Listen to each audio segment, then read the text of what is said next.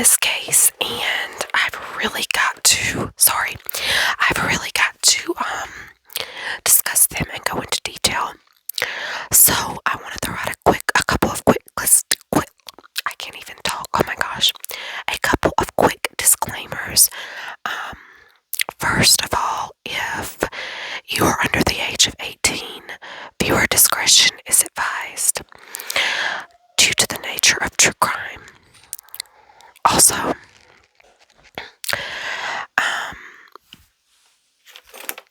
ASMR is a type of content on YouTube. It is meant to relax the listener, give them tingles.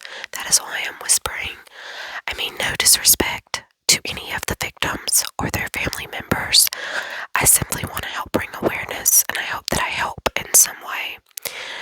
Okay, so tonight's video is going to be about Kourtne Stouffer. Now, Courtney was on the Disappeared show.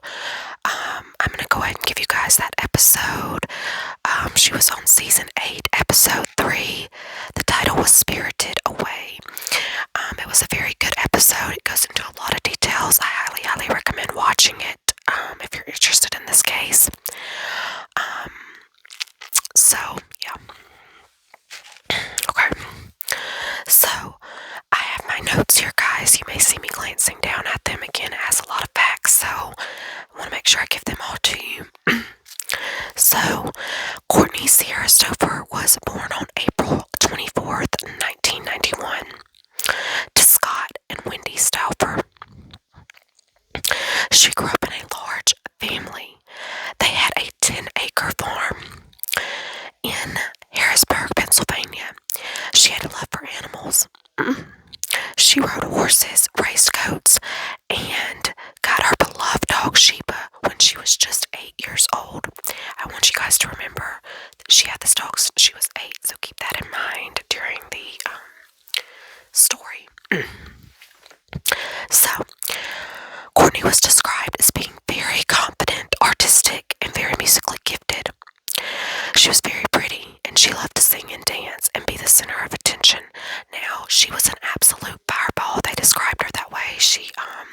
When something was on her mind, she said it. She was a complete ball of fire, absolutely energetic. They called her fun-loving. So, let's get into the disappearance. Courtney was 21 years old at the time she disappeared, guys. She was just a baby, 21 years old. I can't even imagine, because I am 25. I'll be 26 soon, and I can't even imagine. I mean, she had her whole life ahead of her. She had recently adopted a hippie-like personality. She seemed to be happy turning into her true self. And Courtney did not attend college, but she worked several jobs. She worked at a hair salon and as a dog groomer, and she had recently moved in with her boyfriend, whose name was Bradley Her. Bradley Her. I'm gonna flip the page now, just so I can look at my other notes. Hope you guys find that kind of relaxing. Their apartment was in downtown Palmyra, so they lived in Palmyra, Pennsylvania, at the time that she disappeared. They were 2 minutes away from Courtney's home, like away from her family where they lived. So on July 28th, 2012, Courtney was throwing a party, and Bradley was on probation, so he was not supposed to be drinking or anything like that. So he was already on probation for underage drinking, and so he ended up being arrested that night for violating his parole due to the neighbors reporting him. So the neighbors called the police. Courtney was upset. She called her mom at 9:54 p.m. that night and said she was afraid Bradley would spend 4 years in jail because this is what was left on his probation. So she ended up going out with a couple of friends after getting off the phone with her mom. She asked her friend Cody Pruitt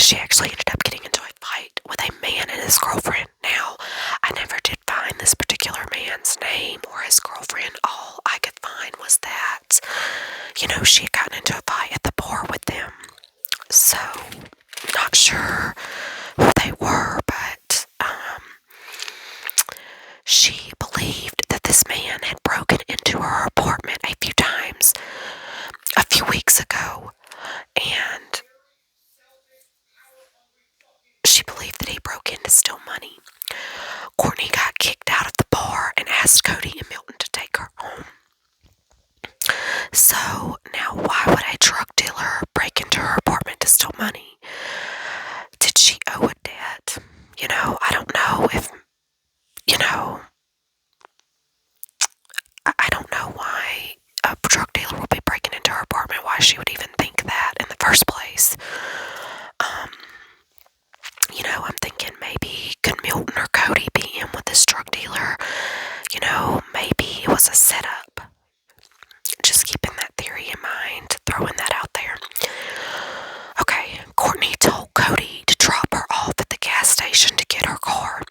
She had been drinking, so he followed her home.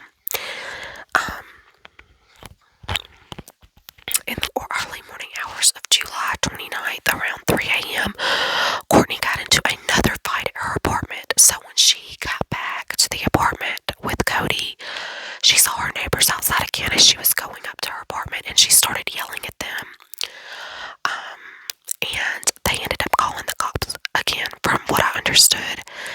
So, I don't know, I guess she was just so upset about them calling the cops in the first place. So, I don't know why she was getting into so many fights that night. Like, it seemed like she had a lot of enemies. Her neighbors were outside, and she picked a fight with a 44-year-old man who lived nearby. So this was the neighbor. Courtney believed he was the one who called the police. The neighbor called police, who told everyone that if the police were called again, someone would go to jail. After this, Cody and Courtney went up into her apartment. So, wow, like I said, a lot of facts, a lot of facts. I don't know what happened to Milton. I guess he went home, and Cody was the only one who went home with her. From what I saw, he was the only one there.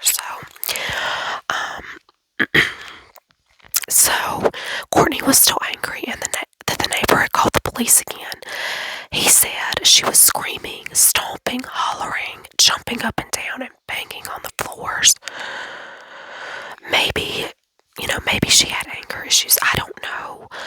But I don't know why, she was just so belligerent. I don't know if she was like this on a regular basis or what was up, but I'm not sure. When the police arrived a few minutes later, everything had gone completely quiet. So the police ended up leaving because everything was, normal when they got there. I'm not sure why they didn't go knock on Courtney's door, though, or see, like go talk to her, but I guess they didn't. So, now, that same day, the Lebanon, I believe that's how you say that, county fair had begun, and Courtney was supposed to meet up with her brother, Ryan. They did this every single year. They loved it. It was a tradition for them. So, they used to show their animals there, but recently just enjoyed going and being together. Courtney never showed up, and her phone went unanswered. Ryan told their mom, Wendy, that Courtney never showed up. So Wendy went to Courtney's apartment, where she found her car with all the windows rolled down. Now, that seems a little suspicious, but maybe it's not, because, Courtney had been drinking, so maybe when she come home, she just didn't roll the windows up. She just didn't think to, roll up the window. She was probably tired, drunk, she was still angry, so she just wasn't thinking about that. Wendy said she thought it was suspicious, but she didn't think too much of it. She didn't think too much of it.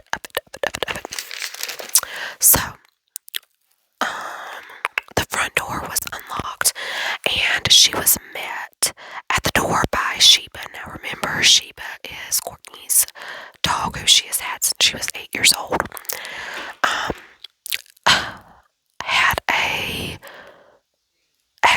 So Sheba had an accident inside the apartment, which was completely unusual because Courtney took such good care of her. She always walked her, and, this was completely unusual for her.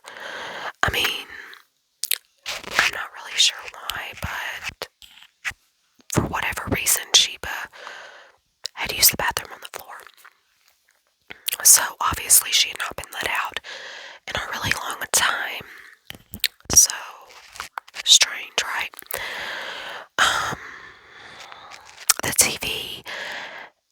AC were on, and Courtney's keys, purse, shoes, and cell phone were all found.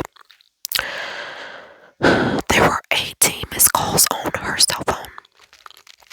And this is when Wendy knew something was wrong. So her mom automatically knew something was wrong for Courtney to have 18 missed calls on her phone. And Wendy called Scott, Courtney's dad. Even though, these two were divorced at the time, they remained friends. Everyone went over to Courtney's apartment. They called everyone they could think of, but nobody knew what happened to Courtney. Scott went through Courtney's phone and he reached out to Cody, who was the last person to see Courtney. Cody told Scott that Courtney was upset about Bradley being arrested. Cody said he took Courtney inside after the police told them to. He said after she calmed down, they went to sleep, and when he woke up the next morning, she was gone. After he left the apartment, Cody said that he went to the convenience store to call Milton to try to give him his car back. So I guess Cody was driving Milton's car, which I'm not sure if Cody didn't have his own car. I have no idea about that, but it seems a little strange as well. So he said he also tried to call Courtney, but she didn't answer. The following day, Courtney's family filed a missing persons report. So the next day, after, everything had went down, that's when the missing persons report was filed. So I find that to be, I don't know, guys, everything seems so strange in this case because there's so much going on. So the investigation goes like this. The Palmyra Police Department requested help from the LeBron County DA's office because they had more resources for cases like this. The police went to Courtney's apartment looking for any sign of a struggle. There was nothing found, but they did tape around the crime and put a lock on Courtney's apartment. The apartment was searched various times. It was searched, numerous amounts of times. The apartment, I read that, okay, by various departments and cadaver dogs. So it was searched by various apartments and cadaver dogs. There was no sign of Courtney or what happened to her. There was no evidence.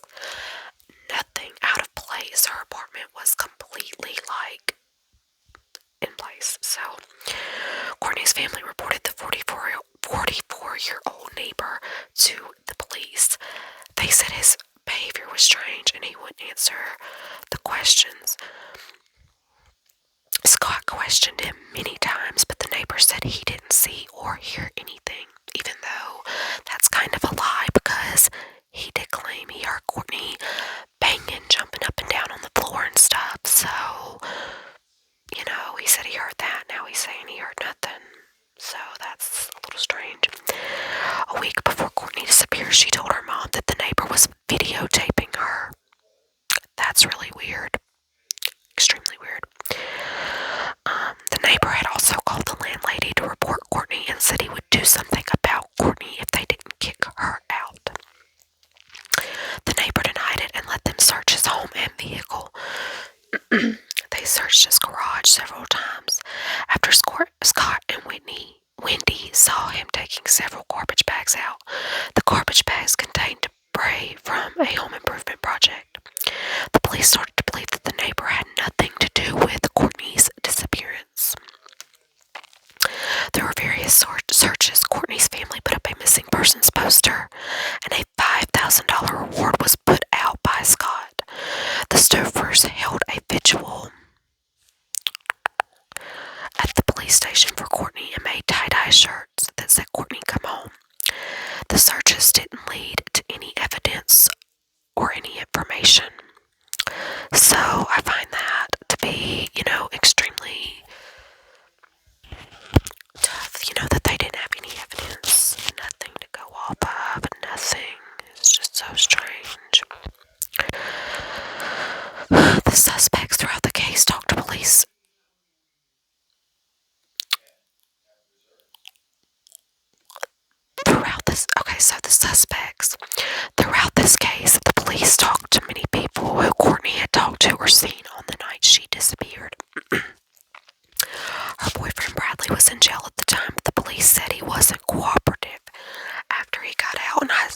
somewhere that he was only in there like a week. So I'm not sure what happened to him, after everything. I couldn't find anything on him, so I don't know how he felt about Courtney being missing, or what was up with that. Um, the police questioned Cody again. His story had always remained the same.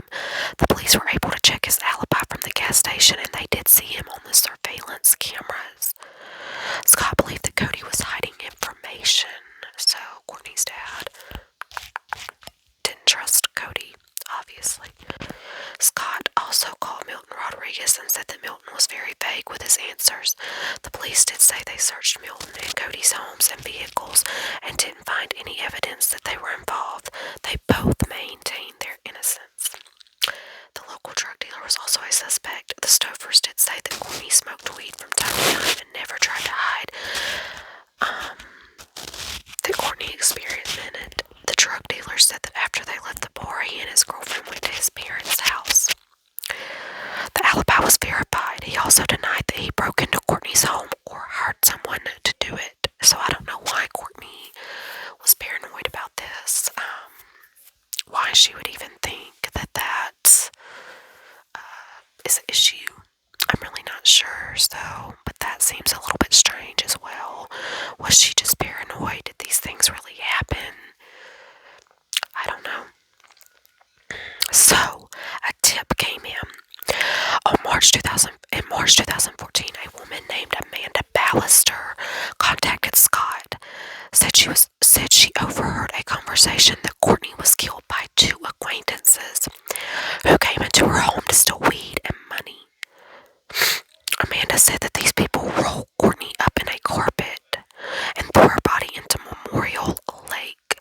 Memorial Lake is a local lake just 12 miles from Courtney's apartment. A few weeks after the tip, the Pennsylvania State Police searched the lake for 5 hours. Now, from what I read, this is not a very big lake, so you could probably search it very easily. I'm not sure, but that's what I was seeing anyway, so it seems like it would be very, very, very easy to search it. They searched it with a camera and sonar equipment, and there was nothing found. Later that spring, a volunteer diver searched the lake again, and nothing was found. Now, they say either this woman wanted her few minutes of fame, or she truly heard something that she believed would be helpful. So, I don't know if she was lying or telling the truth, but I tried to find out about that carpet. I don't know if maybe the carpet was missing from Courtney's apartment. And if so,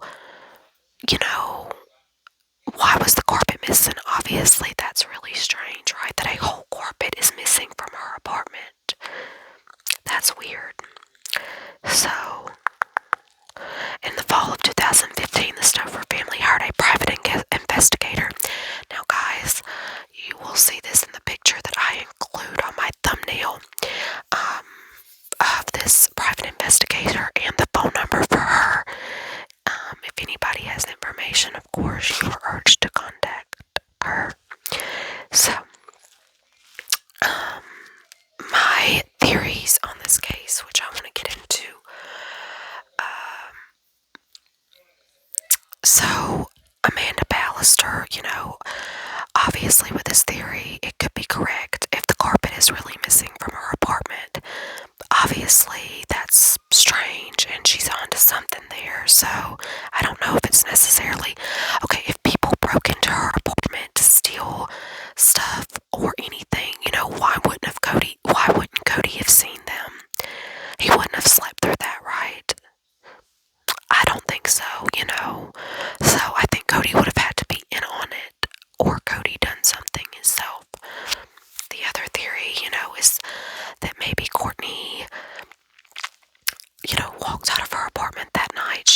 They called her, a hippie, so maybe she didn't want to wear her shoes. She was, good with not wearing shoes, and so she walked out and met with foul play, or, went to argue with this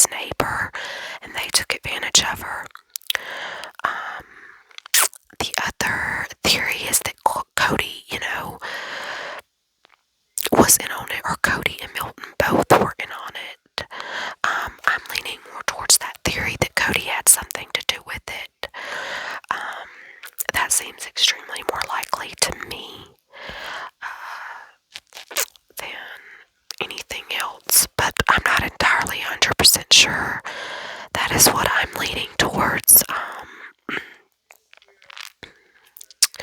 So, with all that being said, guys, I feel extremely sad for Wendy and Scott, and I do want to tell them that I am thinking of you and I am praying for you.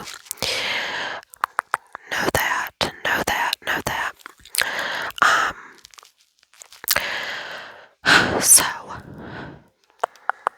I want to go ahead and tell you guys.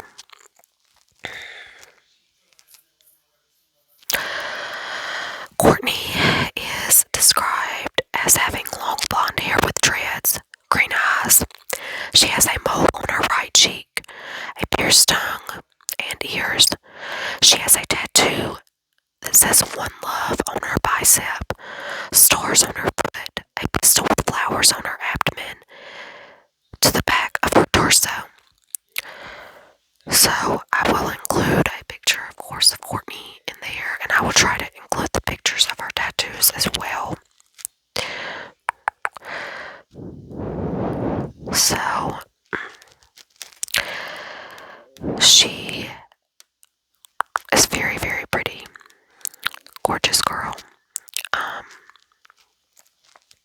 The reward for any information about Courtney's case has been growing, and I believe it is at $50,000 now. So Courtney's missing persons posters, I can't even talk, guys, are still up in the area, and her case is still open. The contact info for the LaPone County Detective Bureau is, if you guys have any information, if you know anything, you can be anonymous, guys. Nobody has to know who you are. You can call in a complete 100% anonymous tip. Please call 717-228-4408.